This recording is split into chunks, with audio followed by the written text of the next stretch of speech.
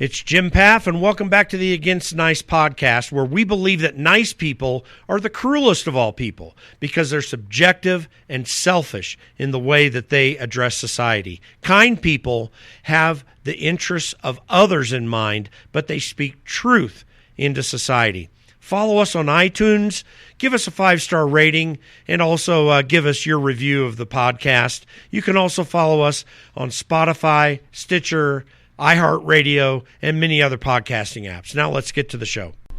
Really looking forward to this interview with Gary Varvel. He's a political cartoonist. Now, in the age of newspapers, you had real opportunity to get a bit of humor and sarcasm, but serious editorial content from editorial cartoonists. And Gary Varvel is one of the guys who really mastered that form. And as newspapers started going away, you're not seeing as many editorial cartoonists. But he comes from a Christian conservative perspective, and this is a really fun interview because he's got a lot of great insights about what's going on now, about the art form that really is beginning to wane, but played a major role in political discussion in America, really nearly from its founding. And as far back as Poor Richard's Almanac, before the founding of the United States, this art form was very critical, and Gary Varvel is one of the great ones that ever entered into the fray through political cartoonists. So here we go with our discussion with Gary Varvel. Without further ado, I think you're going to really enjoy this podcast.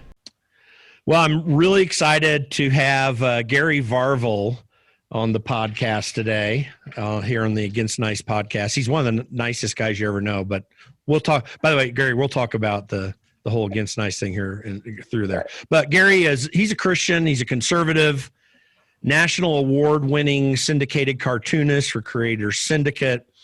He's also a speaker and a filmmaker. Be glad to hear a little bit about that. And he's the former editorial cartoonist for the Indianapolis Star. We're both native Hoosiers.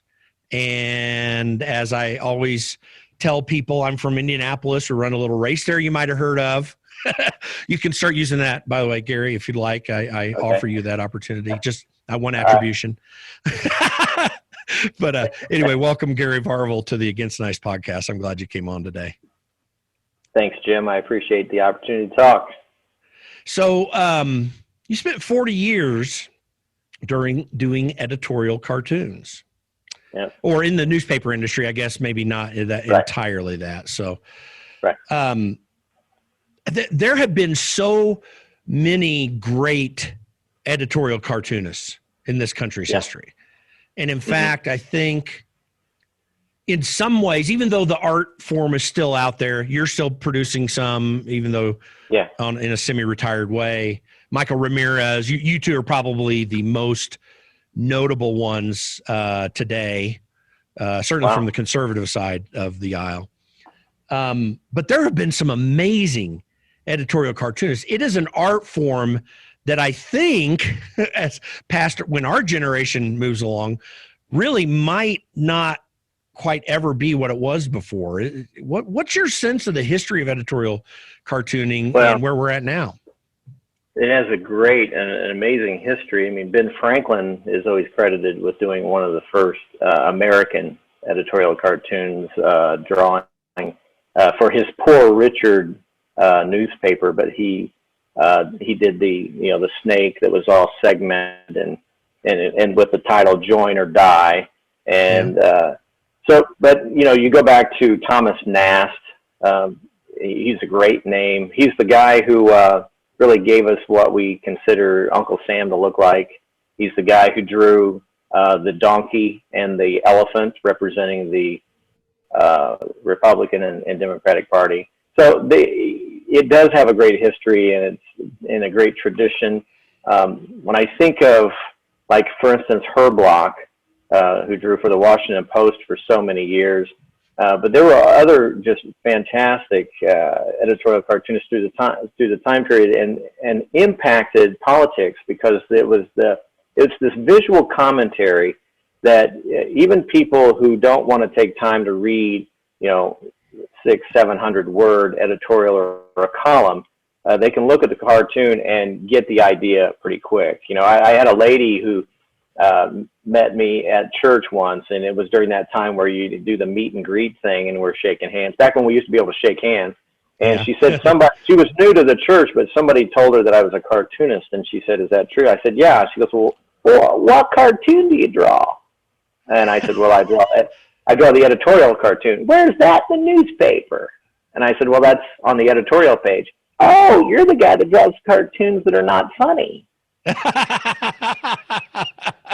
Oh, that's hilarious. Yeah. But that's not the main goal of an editorial cartoon. The main goal is to express an opinion, and so humor is like a tool that we use, and sometimes it's not the right tool, right? So sometimes cartoons aren't funny. We're trying to make more of a point.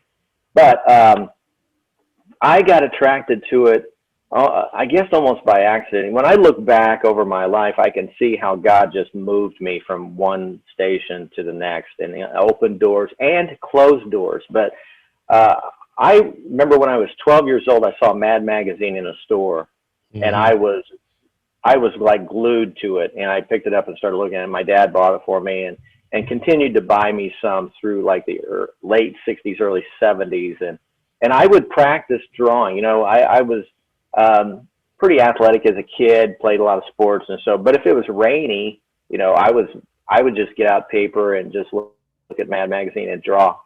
And I really kind of, you know, when people say, "How'd you learn how to draw? Where'd you go to school?" Mad Magazine was kind of my cartooning teacher.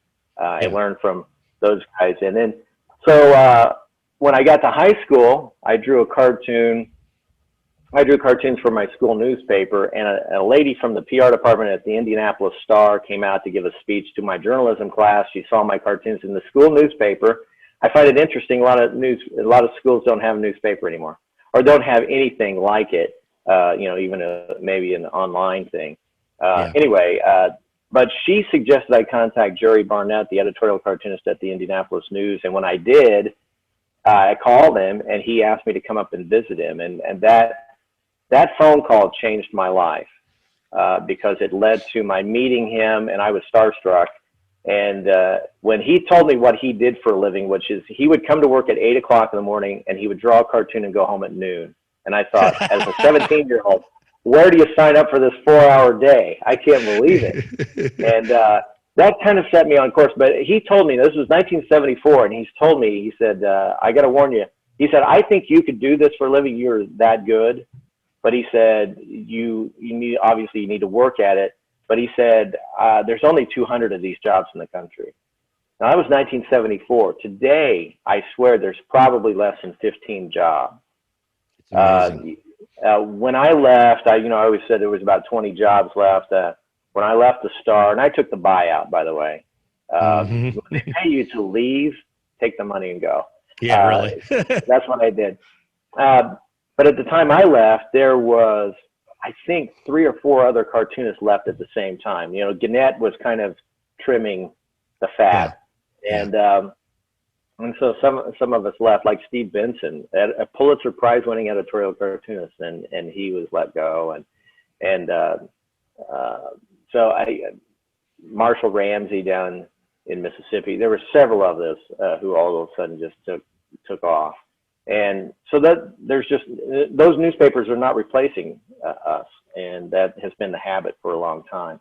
So what you have to do is you have to adapt. I've learned that that if you don't change, you die. You've got to keep changing. And so then that was why I was one of the first cartoonists in the country to do color cartoons. Editorial cartoons have always been black and white. You know, it was a serious kind of form. But I started doing them in color. I saw Jim Borgman was doing it in color. I started doing it in color, and then other guys around the country. And now everybody does it in color. If you're going to be on the internet, you've got to be in color. And I love it. I love my work better in color than I did in black and white.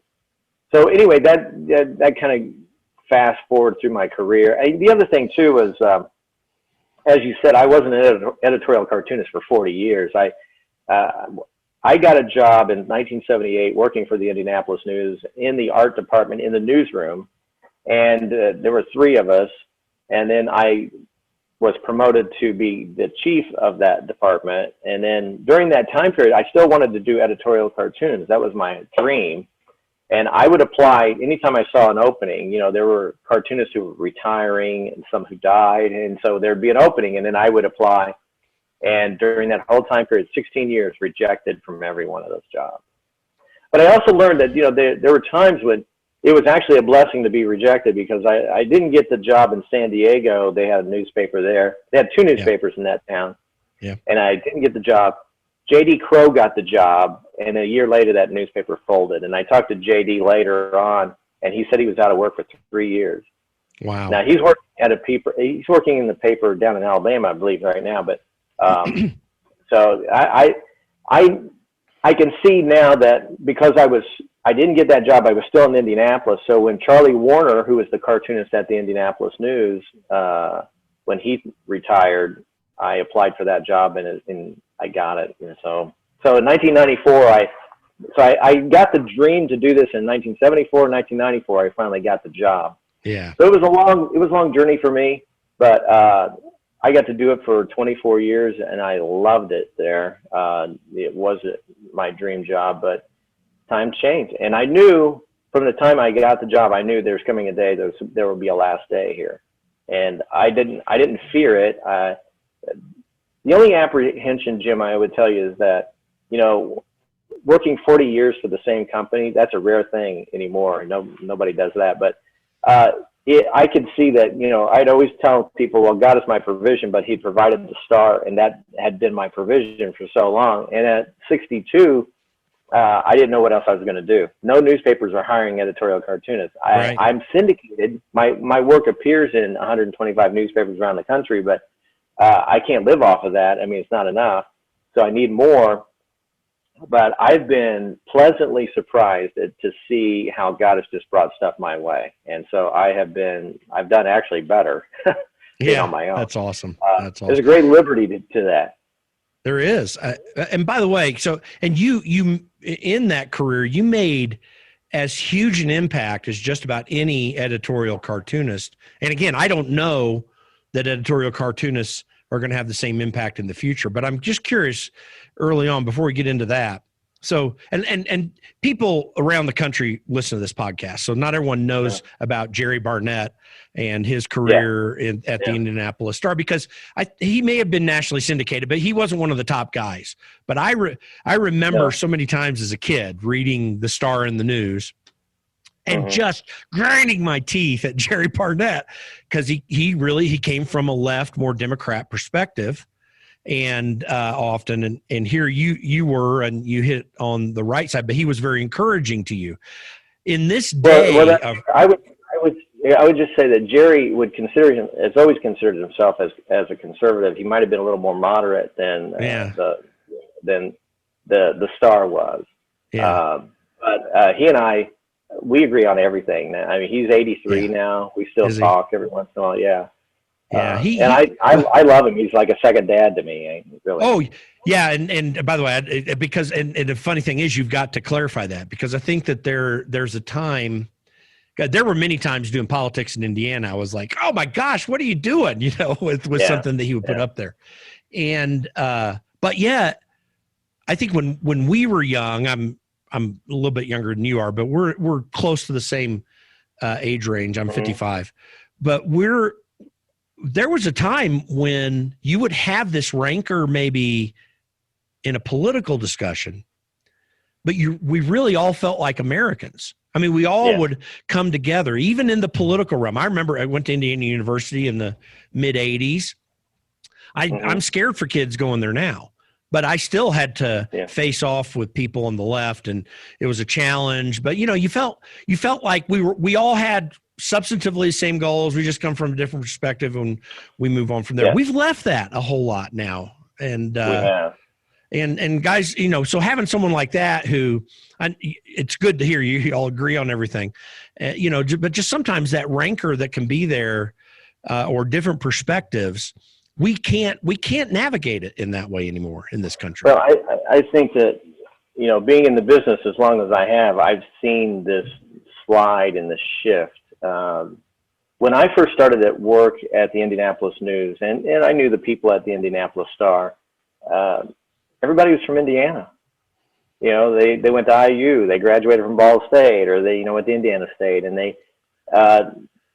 or they went to IUPUI, and then they got hired on at a small paper, got pulled up to the newspaper, and the other thing is that a lot of times they would hire young people and they'd stay a long time, and they learned and they just got promoted throughout. They start on the obit desk, and when I came to meet them, they were a columnist, or they were an editorial writer, and they just grew in the job. And that's what happened to me. I mean, I started off as a staff artist, became chief artist, and got promoted to the editorial cartoonist, and so I had goals. Everybody has goals. My goal was to actually first get the job, which was difficult enough, and then my goal was to become syndicated, and then my goal was to win a national award, and I was able to achieve all those. And I never won the Pulitzer, but because of my politics, usually the Pulitzer goes to a pretty liberal cartoonist. Oliphant. It's interesting. Oliphant won one time. Now, Jeff McNally, who I just thought was one of the greatest cartoonists of my lifetime, he was awesome. Yeah, won 3 times, and he was conservative. But a lot of people didn't know he was conservative because he kind of poked fun at everybody, Right. And he had a really great sense of humor, so it wasn't mean. And I've always tried to do that myself. And I've had people tell me both. I've heard people tell me that I'm too mean, and I've heard people have told me that, that I'm just right, that I can make a strong point without being mean. And I try to do that. And then I've heard this a lot. You call yourself a Christian, and then you did this cartoon. Oh, yeah. So humor is an interesting thing because it pokes fun. I mean, you're criticizing someone. And we are living in an age now of political correctness where you're just not allowed to do that anymore. It's ridiculous. And without that, you lose humor. And I think that what I tell people is I said, well, as I read the Bible, John the Baptist said some pretty tough things to the Pharisees. Yeah. And also Jesus did the same thing. Now, John the Baptist's case, he lost his head over it. And Jesus they crucified. Right. So, but he spoke strongly to those who were in power. And I think that's the job of editorial cartoonists and good editorial writing. I think we're kind of doing the same thing. It's just that we're using different tools. I mean, where a writer is using lots of bullets, meaning words, to get the point across, I'm dropping bombs. And when I hit the mark, it's devastating. And when I miss the mark, I look pretty stupid. We all have bad days. I mean, nobody's perfect. I don't know everything, and we're trying to comment a lot of times on things that we don't have full knowledge of. And so we do the best we can. And, I've had people say, have you done cartoons that you wish that you hadn't done? Yeah, I think everybody, if they're honest, is say yes. But, you have a deadline and you got to crank something out. And maybe, your worldview shifts a little bit. Maybe you have more knowledge later on. You go, I wish I had done that. But it's done, and I just move on. And so, in the beginning of Trump, announcing his campaign, I made fun of it. Mm-hmm. I didn't think this was serious.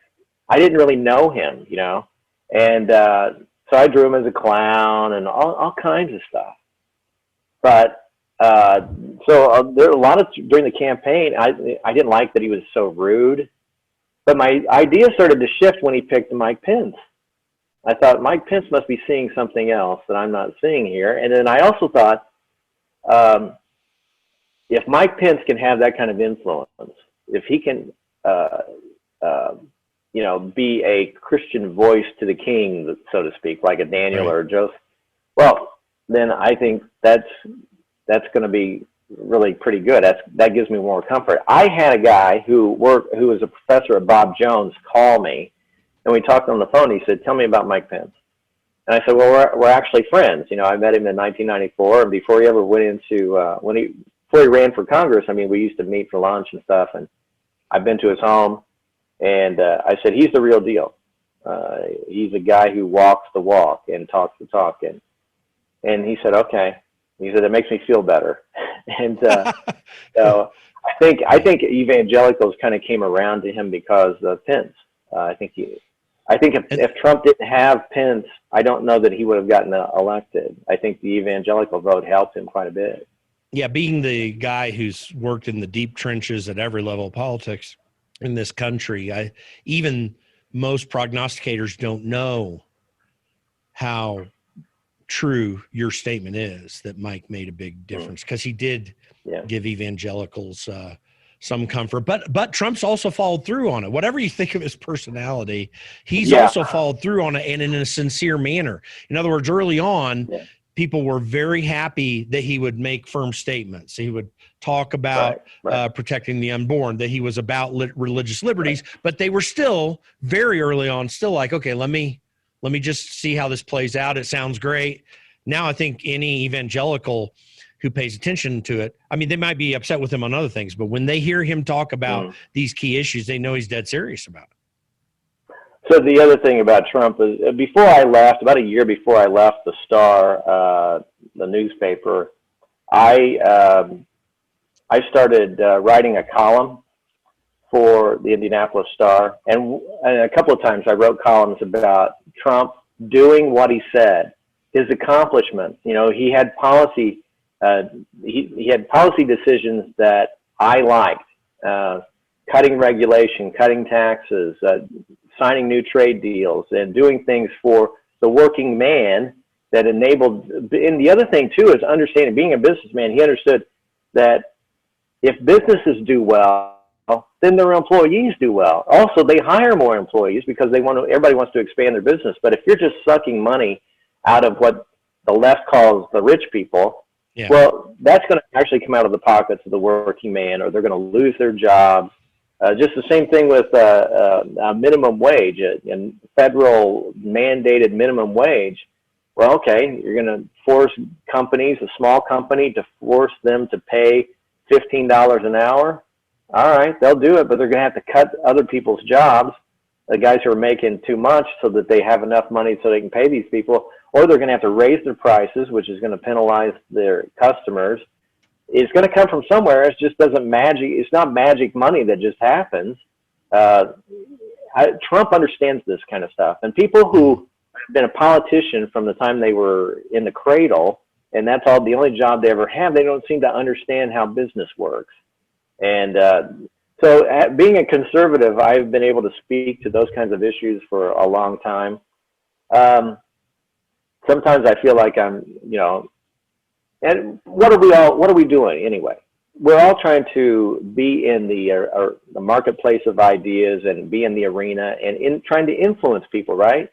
And there have been times when I thought that I've had some impact, and there have been also times that I just thought, well, what is this all about? I'm not doing any good at all.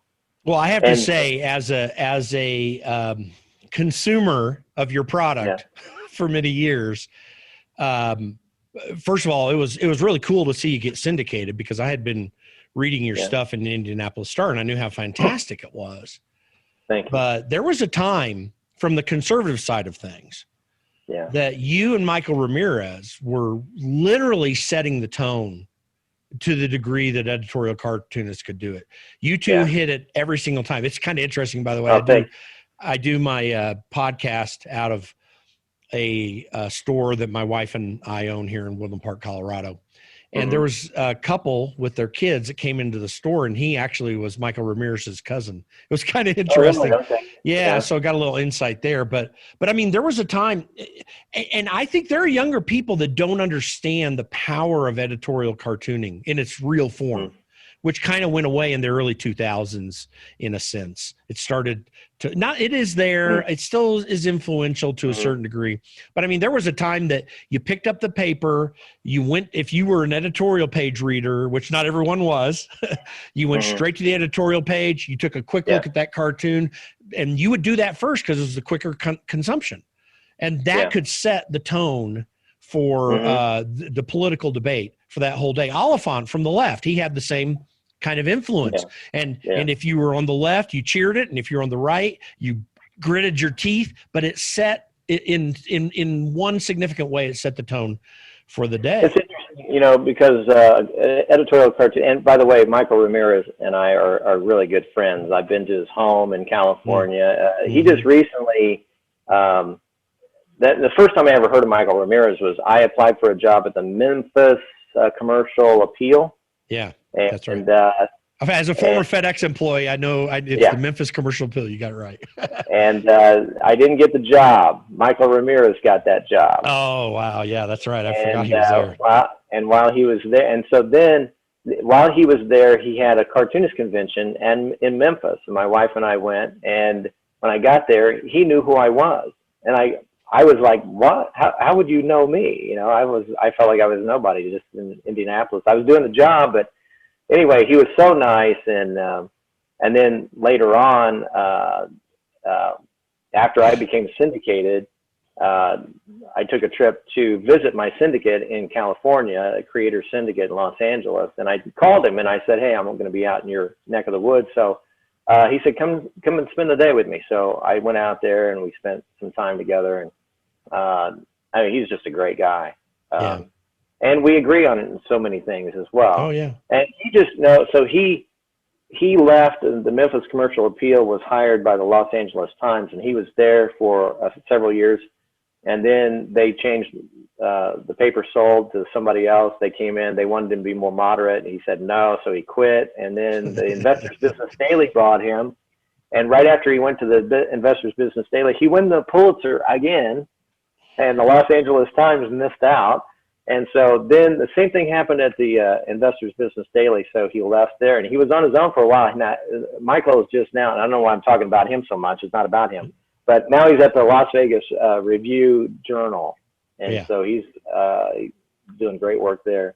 Yeah. So anytime my name gets mentioned in the same sentence with Michael Ramirez, I feel like, wow, I've arrived, because I think he's just fantastic. Well, maybe I'm biased in a way, but I'm just going to tell you from my perspective, and, being in the political trenches for over 30 years, like I've been, you pay attention to the news, and there is no doubt that the two of you, from the conservative perspective, really set the debate in so many ways, or you encapsulated what was going on in a way that people hadn't thought about yet. That played a significant role in our political communication in this country. And you were a sincerely an important part of that for many years. So, I went to a cartoonist convention in Columbus, and I can't remember when this was, probably early, it must have been about 2011 maybe. And I was standing there talking with a group, there were about 6 of us. Now, there's not very many editorial cartoonists left, right? And one of the guys said, and we all agreed, we were so fortunate to be born when we were, because they said, we are all dinosaurs. We are looking at the last generation of editorial cartoonists. Yeah. Because, look, the problem happened was, and probably your listeners are wondering why. And what happened was, when the internet came onto the scene, and everybody flushed to the internet, and so did the newspapers, but we couldn't figure out, how do we make money here? It's possible to have a larger audience online, but when I started working at the Indianapolis Star, we would publish on Sunday 450,000 copies of the Indianapolis Star. And so if you have a traditional family of 4, your stuff is getting seen by lots of people just in your local town. Yeah. And then couple that with syndication, my stuff gets seen by millions, and I don't even think about it. But as time went on, people had other places to put their advertising dollars. We used to have at the Star, and every newspaper would have had this, a national ad salesman who just sat by the phone, and they called him and said, "We want to spend $10,000 this week." He would just do that all day, all week long. That went away. Yeah. Box stores started closing. Some of these big stores started closing and or consolidating or being bought out. There's no Sears anymore, for instance. Right. And that started hurting newspapers. So we started trying to find other ways to supplement the income. So we started doing a paywall. So a lot of websites do that. People don't like it because they like getting their stuff for free, right? So it just became very difficult. And so as the profits started to drop, newspapers had to start cutting. And one of the first places they would cut is an editorial cartoonist, because they could get a syndicated cartoon for peanuts and they wouldn't have to pay full salary and benefits.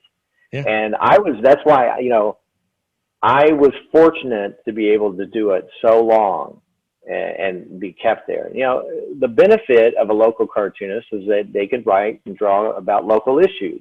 The syndicated guy is not going to be drawing about your governor or legislator or something like that. Right. But I know of editorial cartoonists who only did local cartoons, and they lost. Jerry Barnett was one of those. He almost never did a national issue. Yeah, he did a lot of local stuff. Yeah, he did a lot of local stuff. And and Jerry, he retired in '99, and so he's 20 years older than me. And so we both, did this job for a long time, and then we both left about the same age and have continued on to do other stuff. But anyway, it's just a fact of life. I never was bitter about that at all. I get it. I understand it. I mean, I also have a biblical worldview. So my thinking is that whatever happens to me, God allowed that to happen to me, Yeah. There were times I got myself into trouble, and I recognize that the Lord has allowed this into my life to either grow me, to teach me something. And so I loved my time and doing all of that, but I love being on my own. I mean, So I think going forward, editorial cartoonists are going to have, if you're a young editorial cartoonist, you can't rely on a newspaper to be your gravy train. I mean, that's not going to be how you get subsidized to be able to make a living. You're going to have to find a way to attract an audience, and then you're going to have to figure out a way to monetize it, So I do. If you go to GaryVarvel.com today, you can sign up for my free newsletter. And so you get my newsletter, you'll get at least one cartoon every week, sometimes two. You'll also get links to the stuff that I've been reading that has been feeding me. And I'll also write a short little commentary myself about, what I thought about the week. And I try to write from a biblical worldview. So I'll include Bible verses and that kind of thing. Right. Which is, you're not going to get that from any other cartoonist, really, I think. And then I also have a pay version of my newsletter, $25 a year. I mean, that's nothing. But for $25 a year, you'll get every cartoon I draw, plus archive cartoons that people haven't seen for years, if I think it's the appropriate time to run that. And I'll also show you videos of how I draw my cartoons. So it's just an added bonus. I mean, if you want to be entertained, I think my newsletter, which is Varvel's Views from the Right, I think it is probably the best newsletter because you get everything. And a lot of newsletters out there will give you a lot of the news stuff, but they're not going to give you all the visual stuff. So it's a lot of eye candy, Right. Which is really critical to monetize that stuff in this day and age. It really is important. Right. You have to. I mean, when you think about it, that's what the newspaper's doing. They're using your stuff to monetize. So they know that the people who like you are going to come to that newspaper or the newspaper website to see you, and then they can sell advertising. And or maybe you'll buy a subscription to the newspaper based on you being there. Well, I got to do that for myself now. So everybody's got to kind of build their own platform, and so I'm still in the process of growing it, but I've had pretty good success after a year. So I'm coming up on 1 year of the newsletter, but I want to continue to grow it. And then the other thing is I came out with a book late last year, so it's still relatively new, called Drawing the Right Way. And it's not how to draw; it's a cartoon of drawing the conservative way, really. And I call it Drawing the Right Way, a conservative cartoonist view of the world. And so that's available on my website at GaryVarvel.com. It's the only place you can buy it. You can't get it on Amazon, and you can't get it in the bookstores and that kind of stuff. So you have to come to my website to get that. And I do some public speaking. I also do some commission work. Next week, I'm flying to Orlando. I'm going to be speaking at the State Financial Officers Foundation, which is state treasurers from all across the country are going to be there. And so I'm going to be entertaining them. And so I like doing that kind of stuff. The public speaking thing is fun. Yeah. Well, I know then, since you're trying to communicate all of your stuff in this way, I just getting prepared for this. I was listening to an interview you said, and it really sparked something. You've worked in the news, drawing sphere. I've worked in the straight up political running campaigns, doing legislative efforts career. But we're, I think, both trying to do the same thing, kind of communicate from the fundamental principles of life, the deep values that matter. So in my nearly 8 years on Capitol Hill running congressional campaigns, I had a lot of young people that would work for me, some Christians, some not.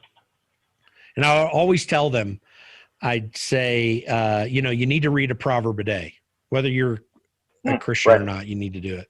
Smart. One of the things that helped me tremendously in politics and that I felt the Lord impressed upon me very early on was, you better be wise.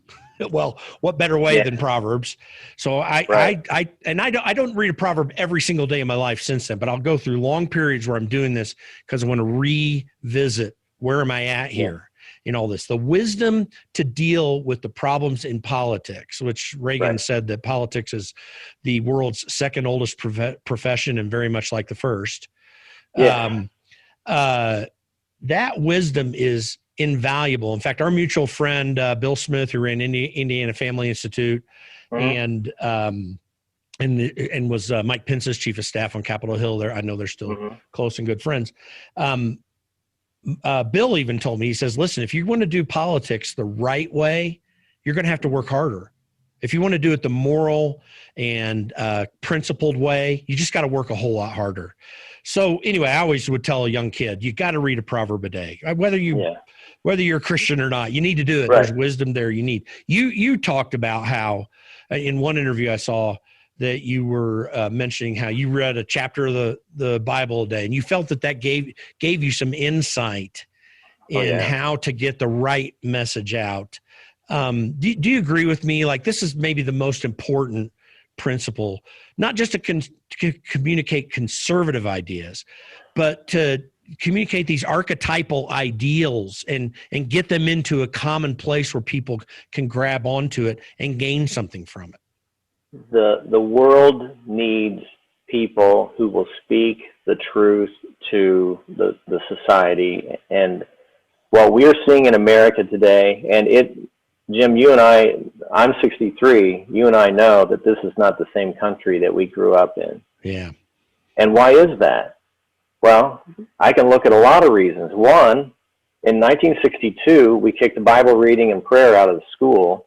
11 years later, we had the Roe v. Wade case decided by the Supreme Court, and so then we had abortion in this country. 62 million babies have been aborted since 1973. I believe that there's a God. I don't have enough faith to believe that there was nothing, and then all of a sudden there was a big bang, and then you had all of this order take place, and then all of this life began on this planet, nowhere else that we can find, and that an apple tree decides it's only going to produce apples and not oranges, and the same thing with an orange tree, it's just going to produce oranges. There's order, and I don't know how people can't understand it. Now, I believe in one miracle. God has always existed. I can't explain it, but that has to be true. And then everything else is explained, but I don't have enough faith to be an evolutionist and an atheist, because they have to believe that there was nothing, and then all of a sudden there was everything, and that it all figured itself out over millions of years. You'd have to have trillions and trillions of miracles that have to take place, and I don't have that much faith. Now, they might say it's science, but they weren't there. They didn't see it. They can't replicate it. It's not science. It's their imagination. It's a rebellion against the Word of God. And when you read the Word of God, well, there's guys like Lee Strobel, who was a journalist, who was an atheist, and his wife became a Christian, and he wanted to prove her wrong, and so he did an investigation of the Bible using journalistic principles and became a believer.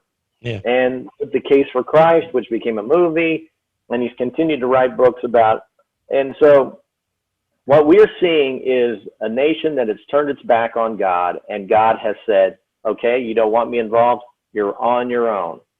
And things are spiraling out of control. People are doing what is right in their own eyes. That's what the book of Judges said. Mm-hmm. And see, everything ties to what the Word of God says. I recognized when I was young that God had given me a specific skill set. I was artistic. I was right-brained. I could see.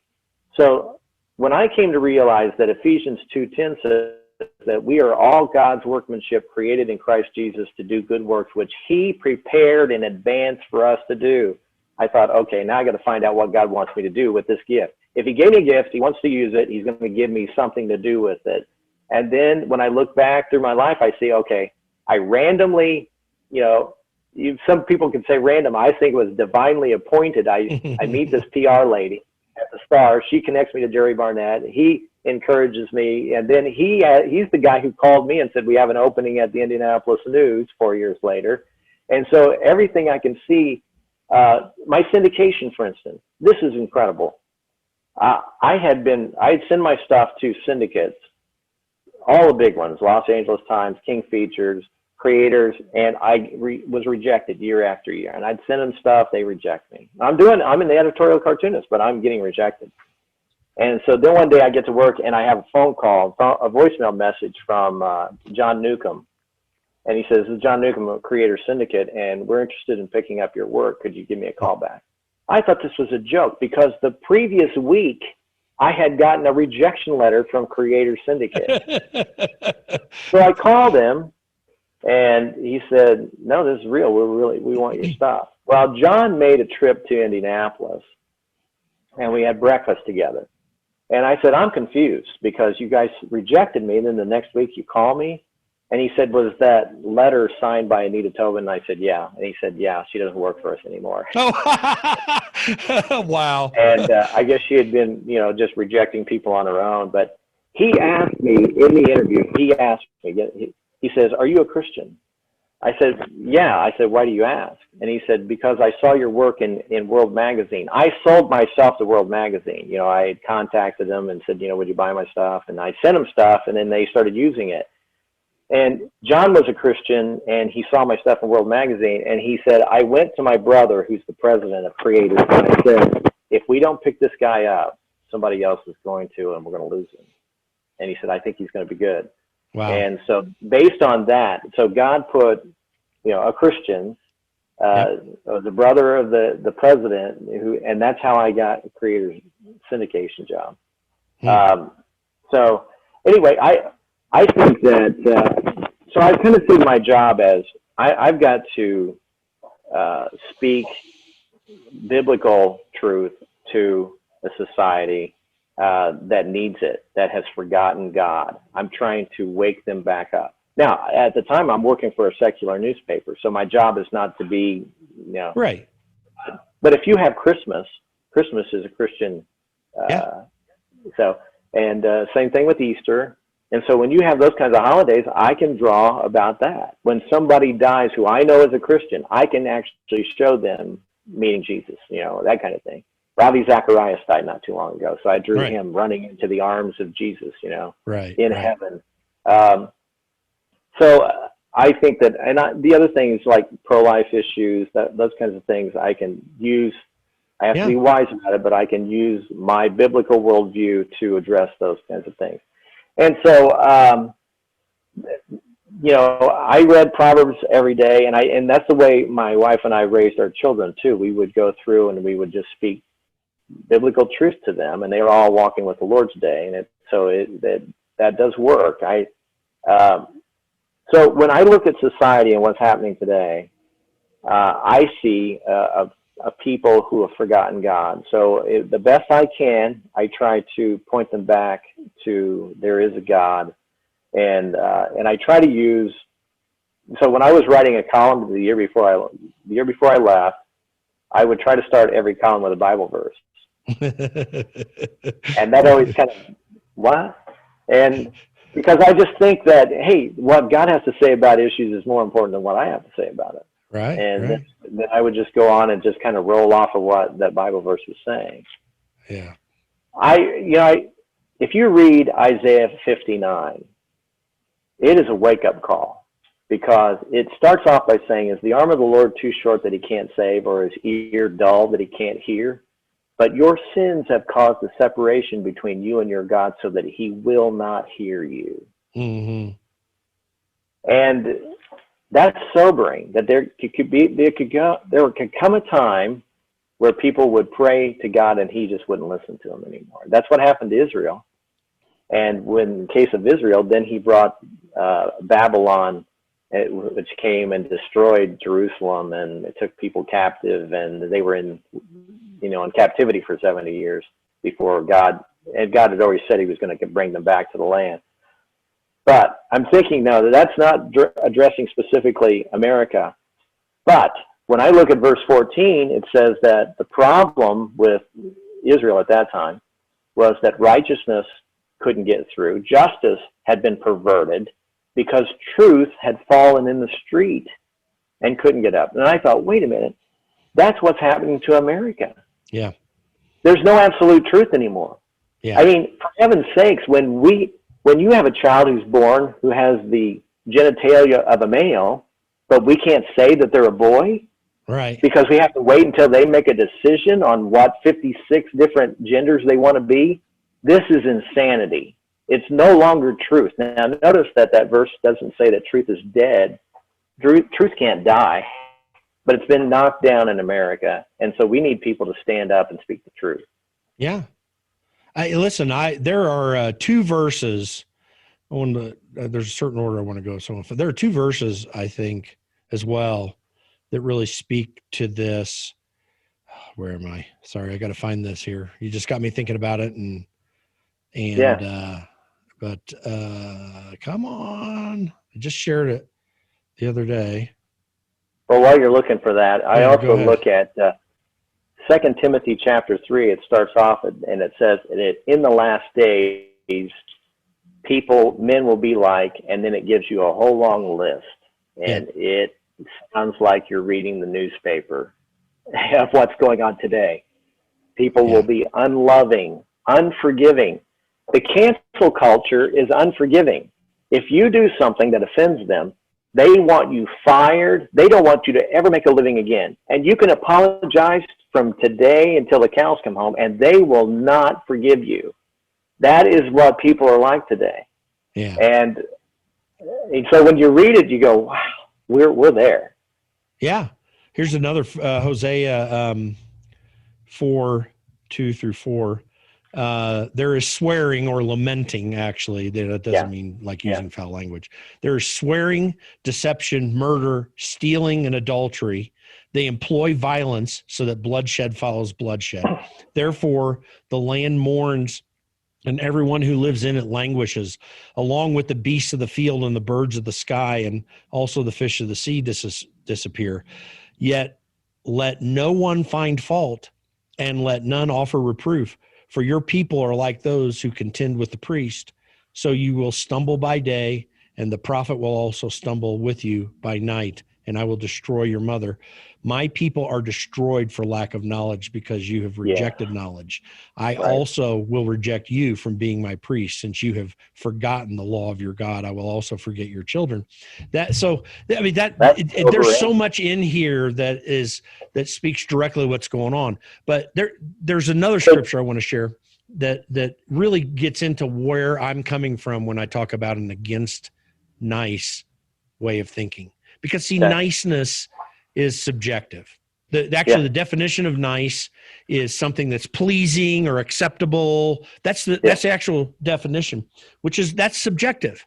What's pleasing and acceptable is by my perspective, not by a general perspective. Whereas kindness seeks the good of others.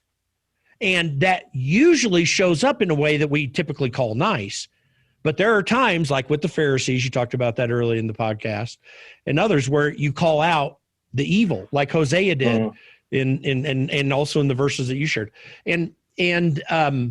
So a kind person is ready to be courageous and stand for truth, even when opposed. And I describe it this way: no parent who doesn't discipline their children is considered very kind, and no child that's being disciplined thinks it's very nice. Right. You know, they're and everyone's saying, why are you using this patriarchal whatever? You know, well, no, that's just one example. That's Exactly. a good example. So, you know, our founding fathers understood this. John Adams, the second president of the United States, he said this. He said, we don't have a government that is capable of I'm trying to think, I'm messing up the quote, but he's basically saying that it's only suitable for a moral and religious people. It's wholly inadequate for the government of any other.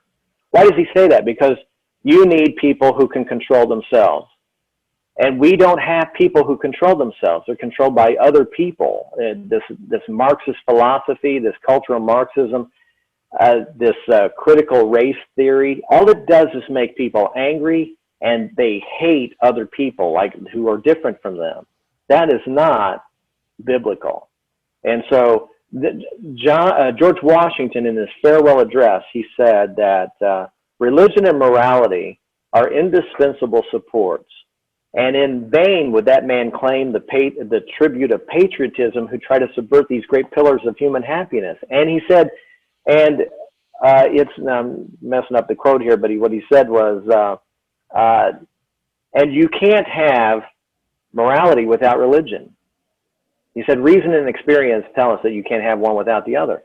And why is that? I've heard people say, well, you know, I'm not religious, but, you know, I'm a moral person. Well, yeah, you can be. What's it based on? Why? Yeah.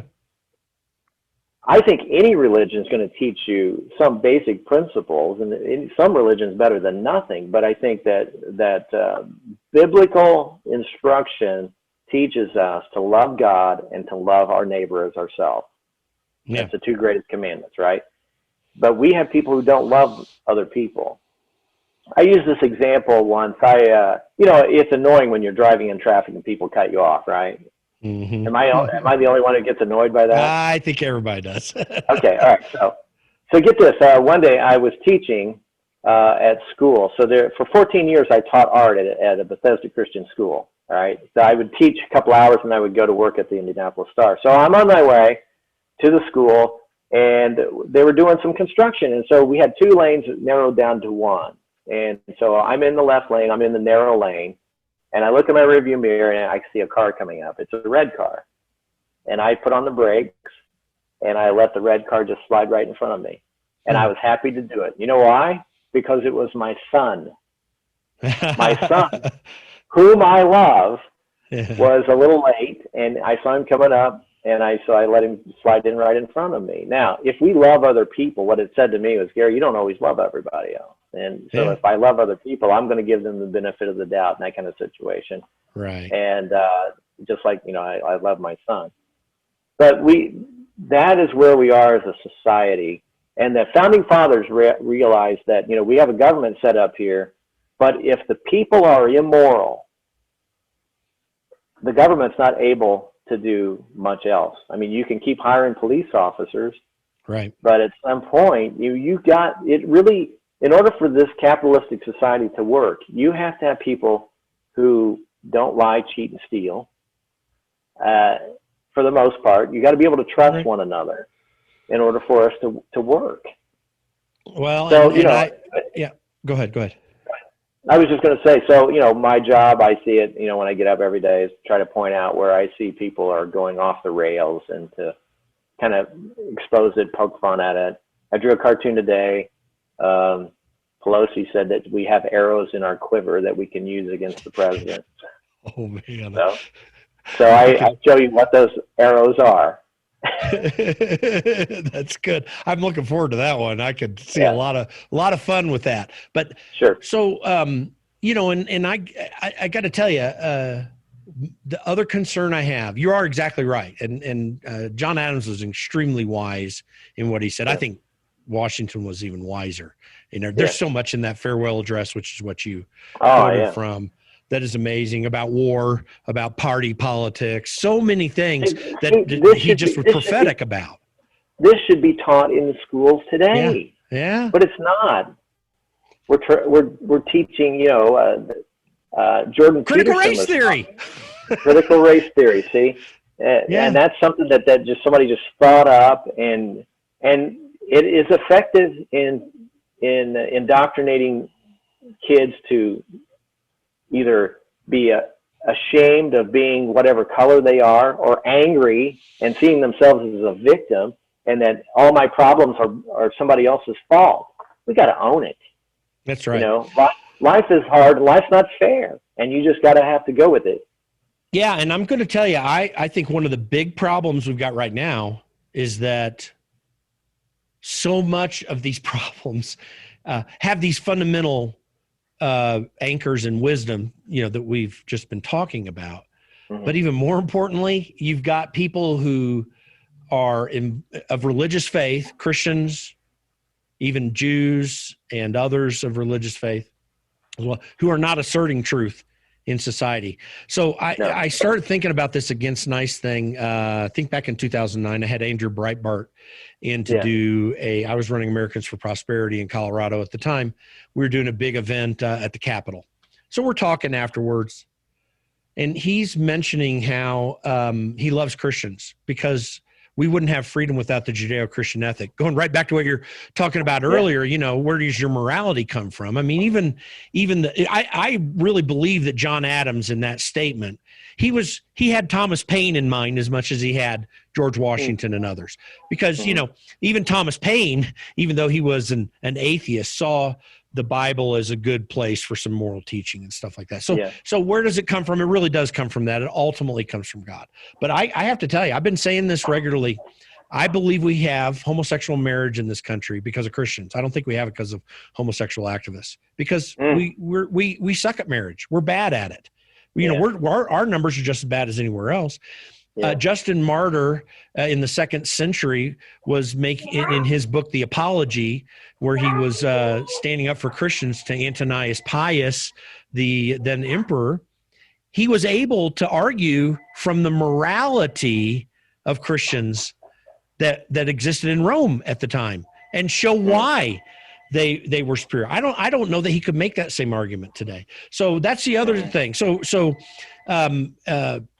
Andrew told me, he says, listen, I want to stand up for Christians. I feel like I'm the guy that's got to fight for them because they're too nice. That's kind of what kind of got me going and thinking through this.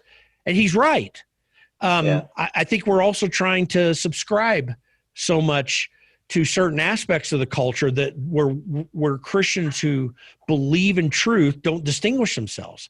And to be candid, all the great works of philosophy and thought for centuries is founded on these fundamental truths. And again, whether the person who wrote it claimed Christ or not, they were drawing from these rational, fundamental principles that have their origin in God. And until that's reasserted in society, till there's repentance, by the way, in the church for allowing it to go that way, I don't know how we get back. Well, our problem too, talking about the church, we have wimpy Christians. We don't want anybody to not like us. Yeah. And I had a pastor used to say, if you've never met the devil, it's because you're going the same direction. Yeah. You need to go against the culture, and there, when you do, you're going to be faced with opposition, people who don't like it. But what did Jesus say? They hated me. They hate you because they hated me first. And we have to recognize that, who are you going to identify with?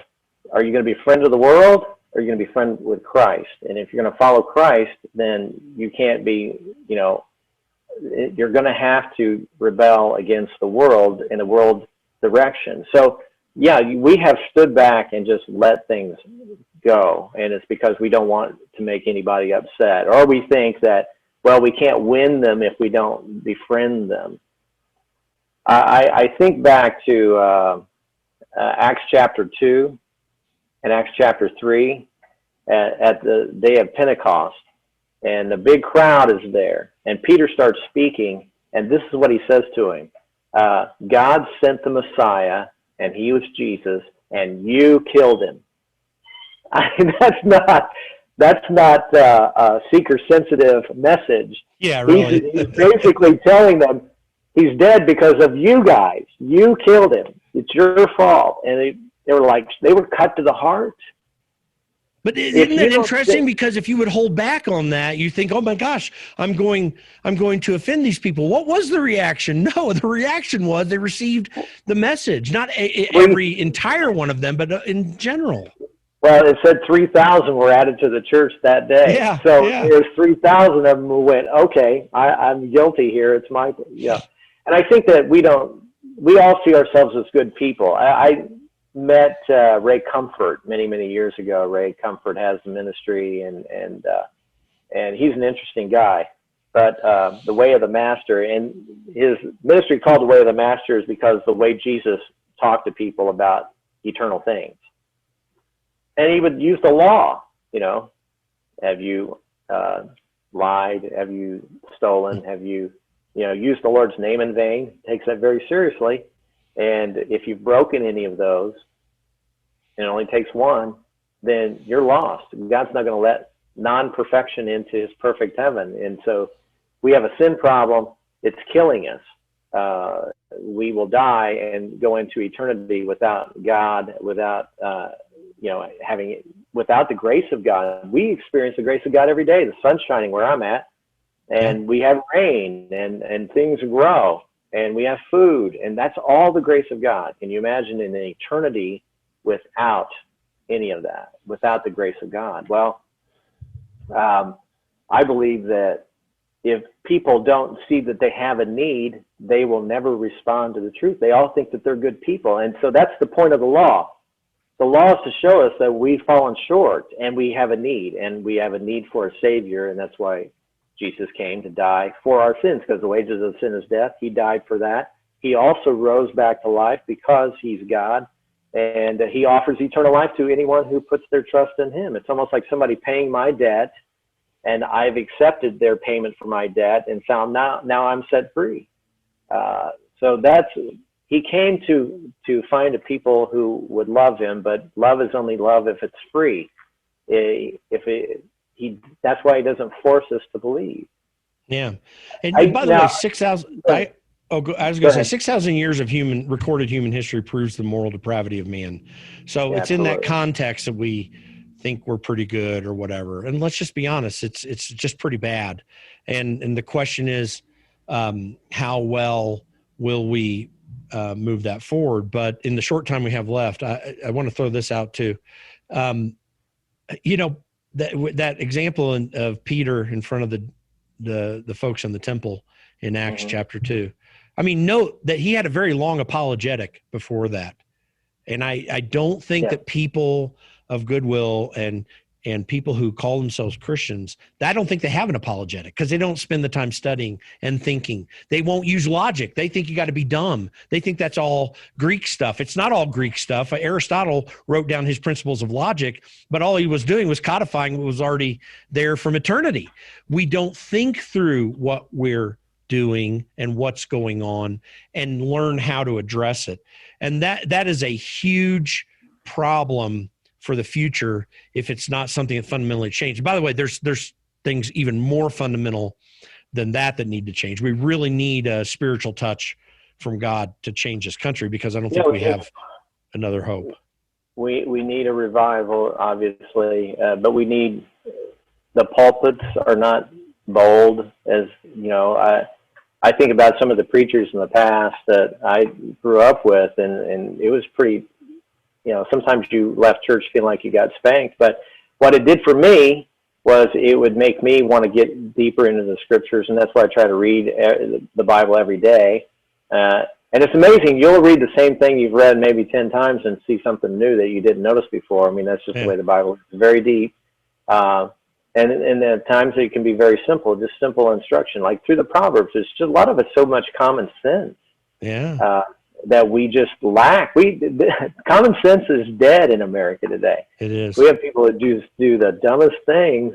And, one of the things I got from the Proverbs when I was a young parent was that if you do your job when they're little, then you are actually going to save yourself a lot of grief later on. Because if you raise a fool and you never correct them, you are going to constantly be bailing them out when they're an adult. That's right. You want to do your job to raise them for God. God gave them to you, and you want to raise them for him. And because you really kind of rent children, you'll have them 18, 20 years maybe, and then they're off on their own. They're not under your roof anymore. At least, Lord willing, they're not. I mean, you want to do your job well enough so that they can be self-sustaining. You know, there are 3 stages of eating. When a baby is born, you have to feed them because they can't feed themselves. Then eventually they grow up enough where they can feed themselves. And then, Lord willing, they will be able to be, at some point, able to feed someone else. And the same thing in the spiritual realm. When we first become a believer, we need somebody to teach us because we don't know anything other than we're a sinner and we repented of our sin and we ask God to save us. So we have to learn. But at some point, you have to start teaching yourself. You have to start feeding yourself. So you have to start reading the Bible. And hopefully, you'll learn enough that at some point you can teach others. And certainly as a parent, and I would say I'm speaking directly to men specifically here because I am a man, you have to be the spiritual leader in your home. The children need to hear their father tell them biblical truth, and they need to see them pray. I think that so much of it is caught and not taught. I mean, you do need to teach. And so getting back, Jim, to the problem in America today, we have so many fatherless homes. We have so many children who are growing up and they don't respect authority because they don't have an authority figure in their home. Yeah. And that's why you see so much resisting of arrest and that kind of thing, because people are out of control. And then when things go wrong, they never take the blame themselves. They blame the police because this all goes back to a failure in the home, a failure in parenting. And if we just got in the Word of God, we'd know how to do it right. No, we are a long way from that. We need I think we need a miracle from God to turn us the right direction. So what we're supposed to do, you know, I don't believe in a trickle down morality where the president dictates to everybody, okay, this is what everything is. We need what Cal Thomas called a bubble up morality. We need, you know, neighbor impacting neighbor, older people impacting younger people, and showing them that there is a God, and he did make America the greatest nation in the world, probably in history. But we have kicked God out of our society, and God will protect his remnant, but he is not going to continue to bless America if America continues in this rebellious fashion. I'm saying that just as a guy who reads the Old Testament and saw the judgment of God on nation after nation because they turned their back on him. And that's my fear for America. We've become arrogant. We've gone from, in 2007, we were $5 trillion in debt as a nation. Now we're going to be $30 trillion in debt pretty soon. That is unsustainable. Yeah. I don't care who you are. Yeah. And we've never been that bad except in times of war. And we quickly paid it off after. We have no plan to do that right now. We have nobody's even talking about it. Nope. All we're talking about, Jim, is what can the government do to keep giving people more money? Yeah. You know, people are running out of money. We need another stimulus. And we want $1 trillion more than the Republicans want. This is just insane. When I hear it, I can't believe what I'm hearing. Yeah. So it's concerning because I have 8 grandchildren, and I'm concerned about what we're leaving behind. Absolutely. They've got a challenge that's beyond anything, you know. And when you saw my former boss, Thomas Massey, getting pounded on by Republicans and Democrats and the media and everybody just for saying, hey, let's follow this Constitution thing and at least have a vote on this $2.3 trillion you're going to send, you know, you get that kind of pushback. That tells you how far away we are from real answers. And you've been for decades now right on the front edge of trying to communicate these truths and do it in a way that everyone can receive. And as you say, definitely injecting eternal truth into this. And I think that it's been extremely valuable for our public discussion. And I hope you have many more years of being able to do that. So for me, it's an honor. John, Well, I praise the Lord for that. Any impact that I've been able to have is solely because of what the Lord's done for me. Yeah, absolutely. Tell people, I know your time is valuable, and I'm going to pick up with you, by the way, just right after this, after we stop here. But Okay. tell people how they can get connected with you, what they need to know, and you did a little bit of that earlier, but maybe recap it here. Yeah, so my website is GaryVarvel.com. It's like Varvel except with a V, and Gary's with one R. So GaryVarvel.com. You can go find my stuff there. I've got videos, and I have a store page with all my stuff. I have another page on my website where I did a children's book, and we didn't get a chance to talk about the film stuff, but I did a movie.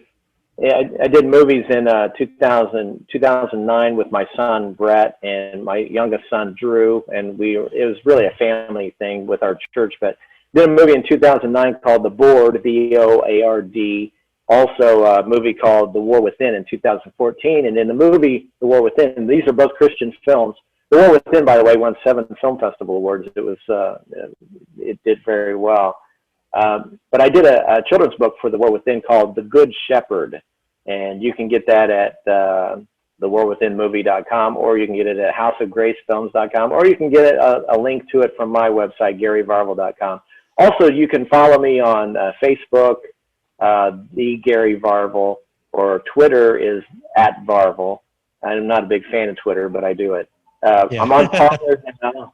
I'm on Parler now at the Gary Varvel, and Instagram the Gary Varvel. Well, and by the way, we'll have all that in the show notes, so folks will know. The other thing I didn't get to ask you about is your thoughts on Babylon Bee, but I mean, I think you were.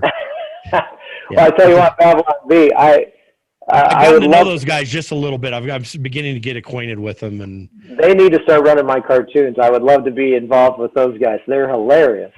And so many times I see their stuff and I go, that would have been a great editorial cartoon. Man, why didn't I think of that? So I'll connect you with them, by the way. Let's see, because they ought to have you on. But because you're kind of a precursor of where they've gone. You know, they're more in the satire and humor than you ever were, although you would do some of that from time to time. But still, you're kind of a precursor to them, so I need to connect you with them. But I'm just surprised that you and I hadn't gotten to know one another up till now. We've been running crossways for so long. We're both friends of Mike Pence. Right. Just so many things, so it's kind of funny. But that's why I wanted to reach out to you and hopefully get you on here. And I think it's a lot of valuable information for folks. Well, I'm honored to be on your show, Jim. You've interviewed some heavy hitters over the years, so this is quite a treat for me. Well, you fit in with every one of them, and so I'm just really grateful for you to come on. Thanks for being on the Against Nice podcast, and I'll talk to you right after. Thank you for joining us today on the Against Nice podcast. Please be sure to go to our website, www.politicsisn'tnice.com. You can sign up for our email list there just at the top right of the web page. And make sure to follow us on iTunes or Spotify or Stitcher or even the iHeartRadio app. And give us a 5-star rating and let people know what you think about our podcast. Again, www.politicsisn'tnice.com. Join our email list at the top right hand of the page there, and follow us on iTunes, Spotify, Stitcher, or iHeartRadio. Thanks for joining the show today. We'll be back soon.